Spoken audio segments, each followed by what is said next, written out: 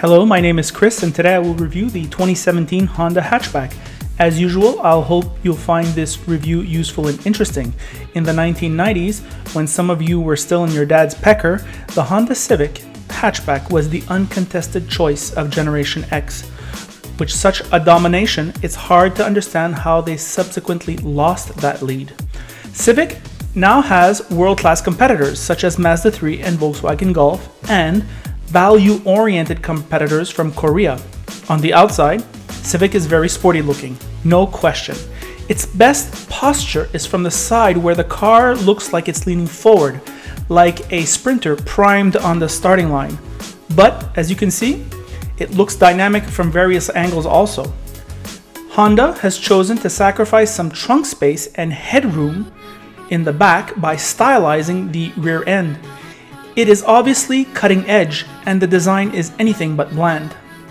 The rear trunk space is better than any sedan, and the folding seats give you plenty of cargo carrying capacity. In the back, no magic seats, but you are reasonably well seated here. Honda's habitual clever packaging simply isn't so in this 5-door. Rear headroom is disappointingly tight for those over 5'9". Door design is okay, and the haptic quality, that is to say the touch quality of the driver interfaces such as buttons and door pulls, are price appropriate. Up front, there's plenty of room. It almost feels like a midsize from 10 years ago. That in itself is a value. The general quality here certainly matches the price, with the exception of the steering wheel. Unlike the lower priced base Golf's leather steering wheel, this one here is made from plastic and is unacceptable when you consider its base price of over $23,000 Canadian. Having that said, Civic interiors have really improved. Unfortunately for Honda, so have all its rivals. The Golf seems more substantial in feel, and Mazda feels a bit more premium. This is the case of an excellent car that has overachieving competitors. The driving position is top-notch, and the CVT allows for better fuel economy than everyone. Driving this car, it was a familiar, joyful blend of Honda sporty with Honda easy to live with every day, hinting to the glorious 90s when Honda schooled the competition. Build quality is also on par with its talented rivals. CVTs are especially dull with 4-cylinder cars. However, I ask you, how much more fun will you have with a regular automatic transmission? You'll quickly get used to it. The dash is well designed. I liked glancing at it. The infotainment screen has low glare, high contrast, sharp graphics, making it easy to consult. Alas, no volume button for the infotainment. Sigh. But Apple CarPlay and Android Auto come standard, a must for Generation Y and the Millennials. An 8-speaker 180-watt sound system sounds completely reasonable to me at this price. Heated seats and automatic climate control top off the standard features well in this base LX. The engine, a rock star, is better than Mazda 3 and more fuel efficient than Golf, making this Honda a mechanical engineer's choice, surely. With the CVT, it makes 174 horsepower and 162 foot-pounds of torque while delivering 7.7 liters in the city and 6 on the highway. Impressive. Here are my spontaneous thoughts on the road.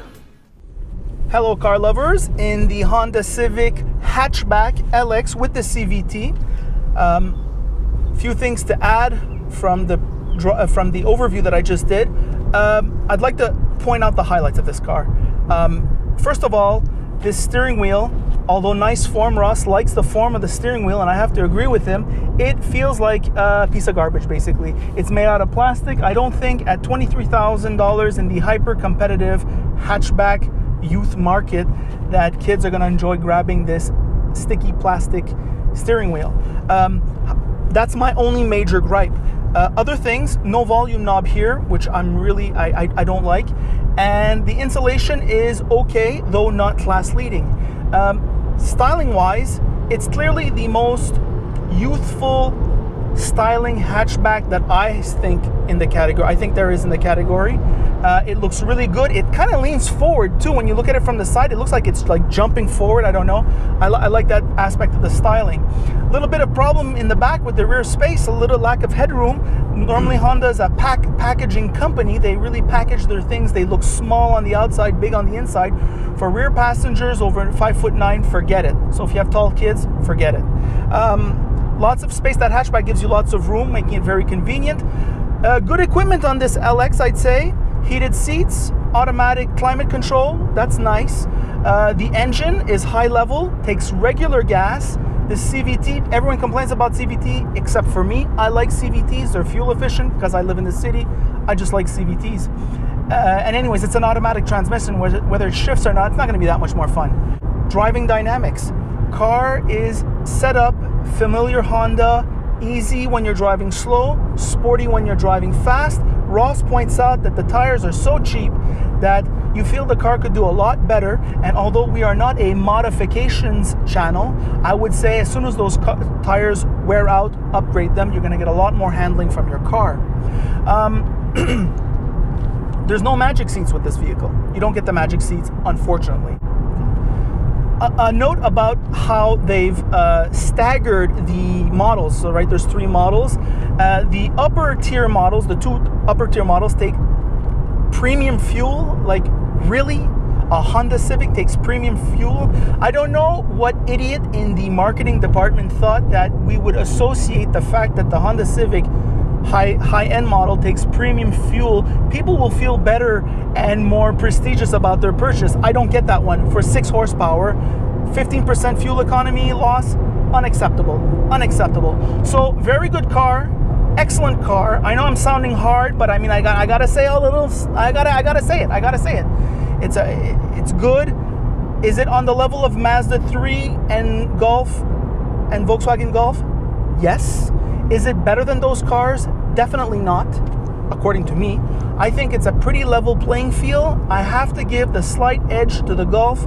I believe Ross, although he did not tell me, I think he likes that Mazda 3 a lot.